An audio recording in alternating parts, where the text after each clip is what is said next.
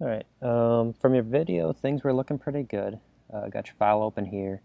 Um, the only thing I could suggest, because it seems like you're doing everything you need to. So the only thing could suggest for speeding things up would be um, decimating, your high res even further. So um, really, all you need to retain when you're decimating that down would be any silhouette type detail. So I think you could go, even further with things if you wanted to. So let's kind of hide this and take a look here. I would say watch out for things like the star junction that's sitting right on your center line.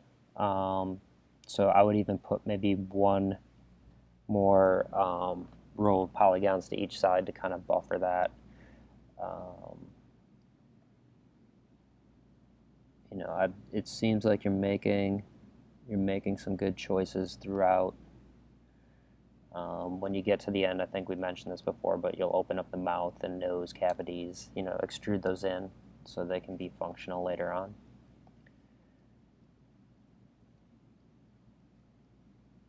Yeah, other than that, I would say just kind of keep working through it. You had talked about these star junctions.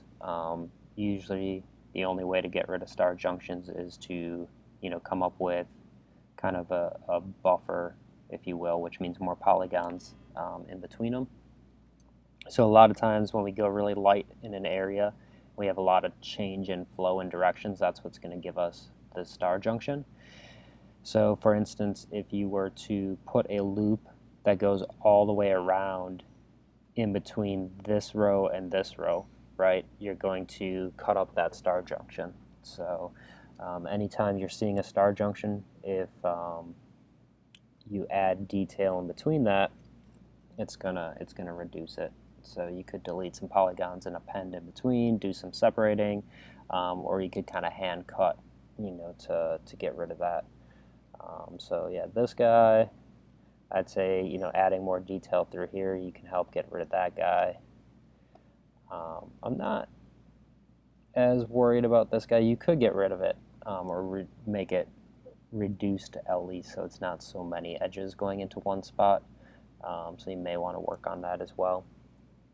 So I'd say keep moving forward. Let's try to get this guy finished up before we start up again.